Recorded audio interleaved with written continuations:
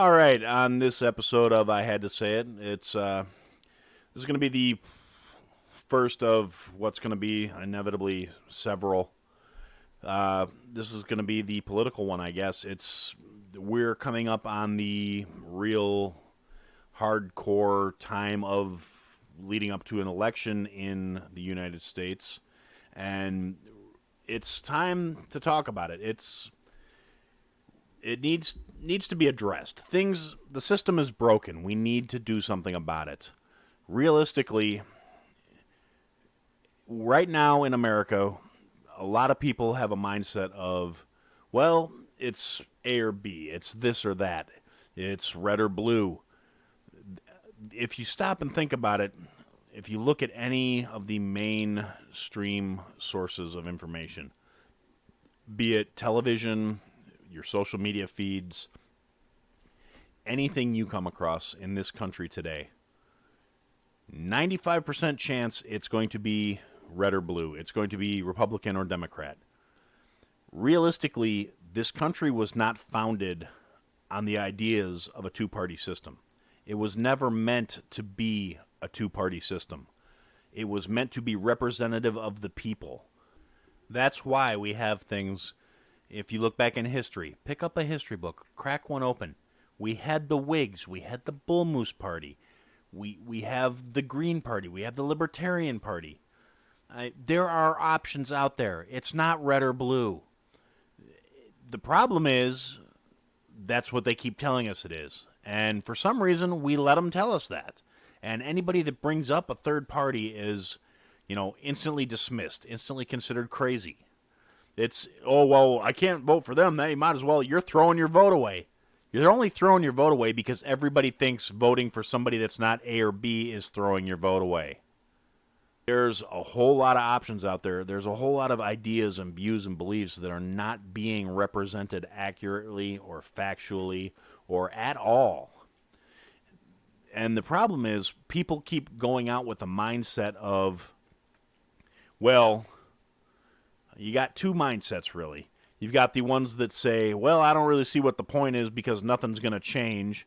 And you got the ones that say, well, it can only change if my candidate wins. You're both wrong. Nothing's going to change because people think nothing can change. Somehow we've allowed ourselves to be convinced that this is the way things are and this is the way things have to be. That's not the case. This country was founded on representation of the people, for the people, by the people. It sounds old-fashioned and corny and kind of hokey, and it kind of is. And ultimately, it's not how things work anymore. And we've allowed it to get to this point. The problem started the minute we allowed the people that are supposed to be our representatives, they're supposed to work for us. The problem came to be because at some point it was decided that we exist as their support structure. We are there to provide for them. And that's not the way it's supposed to work. People say it's you're either this or that, or you're in favor of this or you're in favor of that. These people that are the ones we're fighting over and we're arguing about, and people are saying, well, I support this, so I have to support this candidate. But realistically, as long as you're only willing to look at one party or the other, you're really unlikely to find someone out there that actually fits what you're looking for. They may meet a couple of the criteria, but none of us are ever really happy with any of these people, and why should we be? But at least I can say this, on one side of the coin, at least the people that are, staunchly looking at the Republican presidential candidate, they at least seem to be enthusiastic about it in a good way. Like, yeah, I like him because he's not a career politician, and he's about action, not, playing the games. And to give him his dues, he's done a lot to cut through the red tape. He doesn't do things the right way, and there's a lot of disconnect there, I think, but he's doing stuff. I got to give him that. It's not always great stuff, but, he's getting a lot more done than a lot of people have. And yeah, he's not very good at playing the political game. That's not necessarily a bad thing. I mean, I'm not going to sit around and extol the guy's virtues because I think his virtues are offset by his other issues. But the people that are supporting him, at least they have that where they can say, I like my candidate because. Unfortunately, we've come to the point where the majority of the people I know that are voting blue, and they have the blue no matter who mindset, the strongest thing any of them can say about their candidate is he's not the other guy. And then they proceed to, point the finger and say everything that's wrong with the guy that's there now. And they're ignoring everything that's wrong with the guy they want to put in place. The closest thing I've gotten, I don't know a single Democratic supporter right now who is enthusiastic about their presidential candidate. And barring for a moment that the president is not supposed to get to pick their vice president, you're not supposed to get to pick a running mate. That's not how the system works. We've allowed it to become that. I don't understand why. It's too much, okay, well, now we're both in the same, rowboat rowing in the same direction. It doesn't, the original concept is the person that lost the nomination. So the first runner-up in that party's, electoral process leading up to the actual campaign. He became the vice president. That way, there was some balance. It was not two people that were working on the same team. It was people that would kind of keep each other in check. But that's, at this point, that is a very minor issue in the grand scheme of things that have gone wrong in this country. And I don't want to be one of those talking heads that's out here, just constantly complaining about the government. But with what's going on in this country right now, it's going to come up. It needs to be addressed. And I need to get this off my chest. The problem is people are so focused on the presidential party and the presidential election. And we have these people who act like they're politically involved because once every 2 years they go out and they get a sticker on their shirt that says, I voted. They take a selfie, they load it to their social media, and they're saying, oh, well, I'm involved in the process. No, you're part of the problem. You're drinking the Kool-Aid. You're either drinking the grape Kool-Aid or you're drinking the cherry, but you're drinking the damn Kool-Aid. And realistically, when you get people who say, well, it's a two-party system, so you got to... Right now, our society loves to reference how the Simpsons were, predicting the future and all this stuff. The Simpsons said something, I voted for Kodos. You know what? That is exactly my point. People sit there and say, well, it's one or the other, and I got to vote for this one so that one don't get elected. No, you don't. And if we got enough people that realize, no, you don't, maybe we could get some candidates in there that aren't part of the machine, that maybe actually want to do some change. Or maybe we could actually start, using the fact that we are the ones that are supposed to be in control and start pushing through to get some referendums and some things in, start them on the local ballot, get them kicked up, get them kicked to the next level over and over again. Start voting and showing these people that we're not going to allow them to keep doing this to us. And, you get people out there complaining about special interests and complaining about, oh, well, they're only in there for this, that, and the other, and this lobbyist owns them, and that lobbyist owns them. Yeah, you know what? The lobbyists owning them and having their candidacies bought by whatever companies and super PACs and big multi-million-dollar contributors and contributions for this and contributions for that, that is all extra. That is not where the main problem lies. And yes, it's a problem. Every single politician out there is for sale. I can't really think of too many that aren't. I mean, maybe a couple on the smaller levels, but realistically, I've yet to see one on the national scale who I've been impressed with. I mean, honestly, the closest thing I can think out of any of the current candidates to somebody that I consider, worthwhile would probably be Rand Paul, and that's about it. I mean, there's not a single one of these people I would let watch my dog for the weekend. I wouldn't trust them to either not kill the dog, sell the dog, or forget they were supposed to feed her. And that says a whole lot about the people we're putting in these positions of authority. And the problem lies in the fact that as a general rule, when they stopped teaching, they stopped teaching civics in school and started teaching, social studies instead. It stopped being about the system and how it's supposed to work and started being about how we're supposed to feel about things. And that's all well and good until you realize when you're busy worrying about getting your feelings hurt, meanwhile, they're over there taking your money, not doing anything for your benefit for it. In the grand scheme of things, the taxpayers are the ones footing the bill. The government does not produce a single thing, not one thing.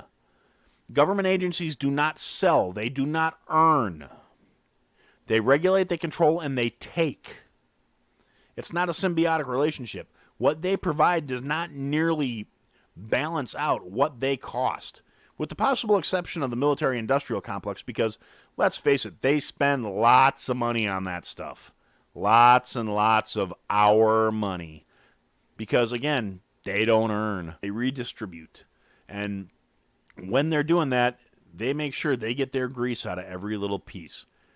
Join me, 48 Hours correspondent Erin Moriarty, on my podcast, My Life of Crime, as I take on true crime investigations like no other. This season, I'm looking into the labyrinth of crime and secrets within families. I'm cutting straight to the evidence and talking to the people directly involved, including investigators and the families of victims. Listen to My Life of Crime with Erin Moriarty wherever you get your podcasts. Career politicians are the biggest problem. And, you point the finger at the president at this point in the system is basically a combination mouthpiece and scapegoat. The people that are, from his team, they point to him, and that's our leader, that's our boss. The president is the commander-in-chief. He is the one responsible with safeguarding America's affairs, domestic and foreign. When it comes to making the bills and passing the laws and the regulations that are affecting everyone's lives, when it comes to taking our money, the income we earned and put up and we earned, they take it. It's Congress. It's not the executive branch. It's the legislative branch. There's 3 branches in the government. If you really want to do something, go to the library, pick up a book. It's probably going to be an old book because they're not putting a lot of new books out on this matter. Go look up how the government is supposed to work in this country, how it was intended to work. And then when you realize exactly how far off the rails things have gone, stop and think about it. Why are they that way? Things are this way because we've allowed the people that make the decisions to make decisions about their own well-being. Congress gives themselves a raise that is significantly more than most people. I mean, it's gotten to the point where the raises they give themselves outstrip what some of us make in a year. And really, what have they done? What have they accomplished? They stir the pot up. That's Congress. Congress is a bunch of people who you have candidates who have been in office longer than a lot of us have been alive. And they haven't done really anything for us. And yet somehow people seem to think that by keeping these jackwagons in office, things are going to magically get better. On the one side, you've got a candidate who has been a politician for 47 years, been the vice president of the White House, who's now making promises to fix all these problems if he gets elected. He didn't do dick about him as a congressman, didn't do dick about him as the vice president. He was already in the Oval Office plenty, but I didn't see him having any real influence on anything. And, there's going to be people out there that are, start getting bent out of shape and start beating their chest and saying, well, you can't have the orange man. He's bad too. They're all bad. People that are saying, well, we're going to get civil rights and that's why we're voting blue.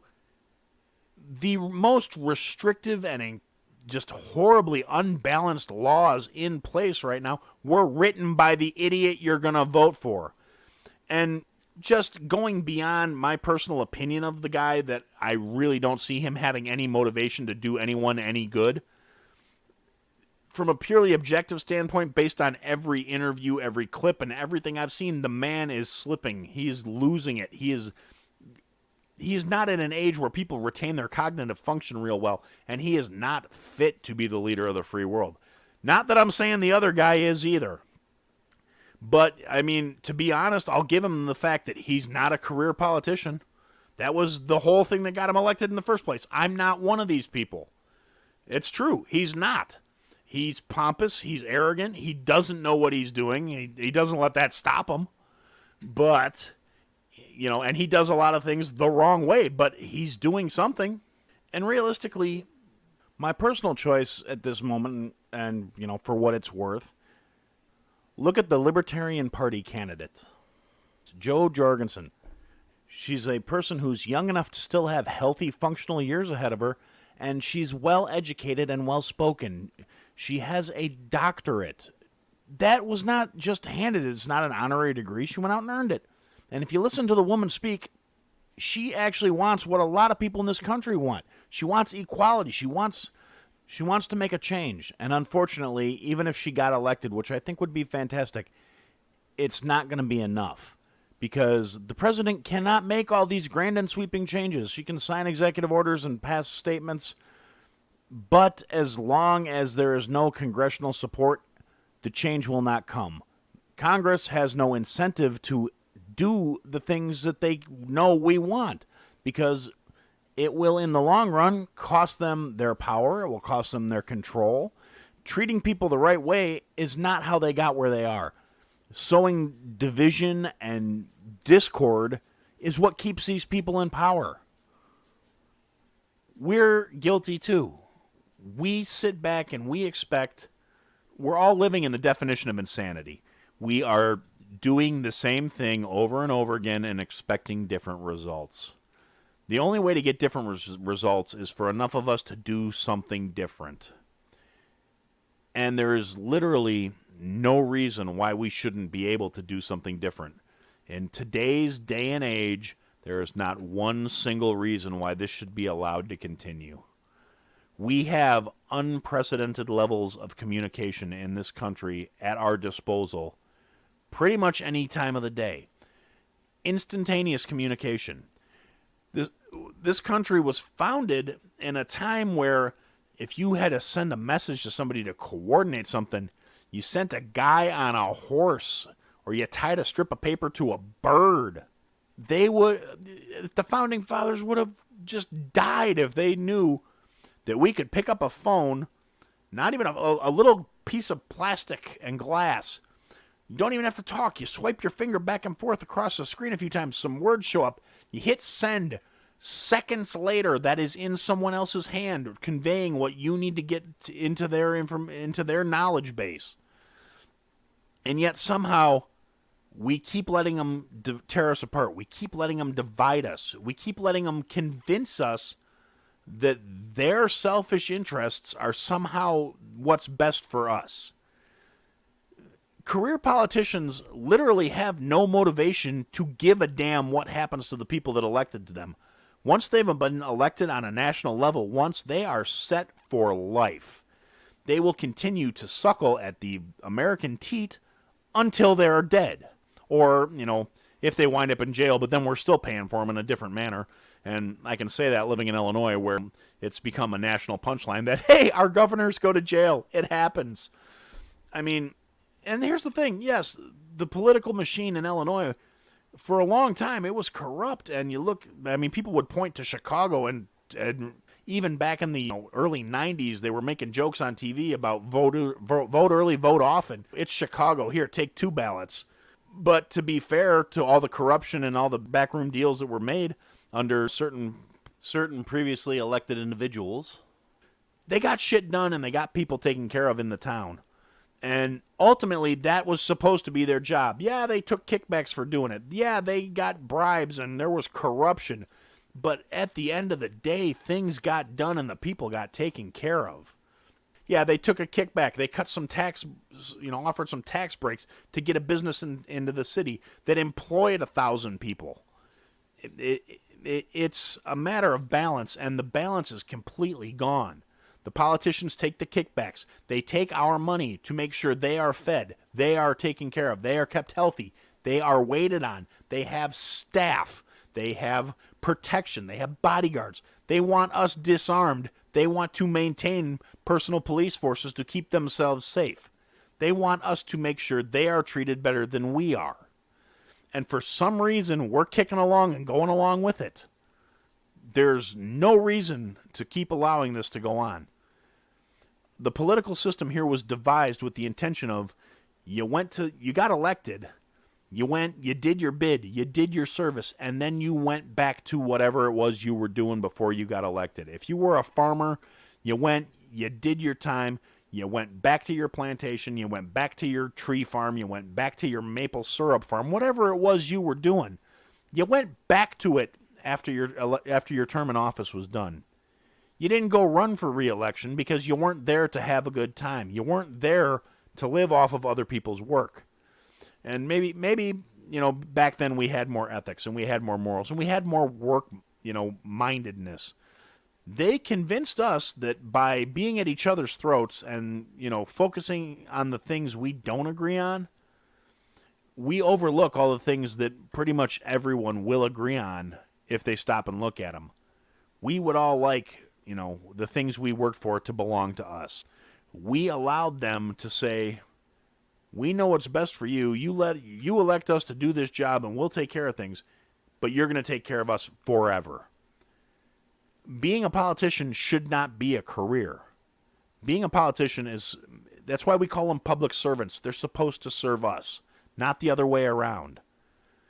And if you want evidence of that, look at Social Security. Social Security was started with the understanding it was not for them. They were not supposed to touch it. They're not supposed to borrow against it. It is money that is contributed by workers to ensure that they can retire someday. That was the idea behind it. How many times have the crooks holding the purse strings threatened Social Security? And personally, I'm all for privatizing retirement, but get your fingers out of my check. Let me decide where my money should be working so I can retire someday. As it is, we're being jacked. You don't even get an option. The money's gone. You never saw it. That was their money from the start. And then instead of, holding it in good faith and being good stewards of the money they're supposed to be holding for people to retire on, they're pissing it away. They're funding themselves. They're using it for their own personal projects and their own personal piggy banks. And it's absolutely disgusting and it's unacceptable, and we're allowing it. We need to get together. We need to get organized. We need to remind them who's in charge. This is a generation where everybody makes a joke about Karen wants to talk to the manager. This is the point where we need to remember we're the managers. We're not Karen. We're the managers. We need to put them on notice. They need to be reminded they can be fired. I mean, as it sits, they don't even care if they get reelected, other than the ones that are really greedy for more kickbacks, because they get their six-figure retirement income guaranteed for the rest of their lives. They get guaranteed health insurance for the rest of their lives. And if you're a retired senator, you don't go to, the GP down the street unless you want to. You can go to the Mayo Clinic and have the best doctors in the country assess your boo-boos because you're not paying the bill. You don't have a deductible. There's no $75 copay for you to go get your lab work done. It needs to be addressed. And there'll be another one of these coming where I'll try and address it and give some suggestions about what I think we can do about this. I've already said it somewhat. We need to communicate. We need to talk. We need to get on the same page. This one's gotten a lot longer than I intended it to be, and that's what I had to say.